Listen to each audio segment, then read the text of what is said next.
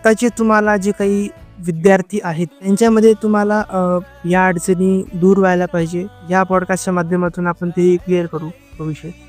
महाराष्ट्रात नाही तर संपूर्ण देशभरामध्ये एक अशी मोठी समस्या ABVPला जाणवली, ज्याच्यामध्ये की आपण जर बघितलं असेल तर कॉलेज कॅम्पसेस ओसाड पडले आहेत, जुने पडले आहेत, की ज्याच्यामध्ये विद्यार्थीच येत नाहीत. आज जे कॉलेज कॅम्पसेसमध्ये विद्यार्थी येत नाहीत, की ज्याच्यामागे अनेक कारणं आहेत. मग ते सामाजिक कारणं आहेत, व्यवस्थात्मक अनेक कारणं आहेत, स्कॉलरशिपचे अनेक कारणं आहेत, किंवा आपण जर बघितलं असेल तर योग्य सुविधा विद्यार्थ्यांना मिळत नाही, हे मोठं त्याचं मागचं कारण आहे.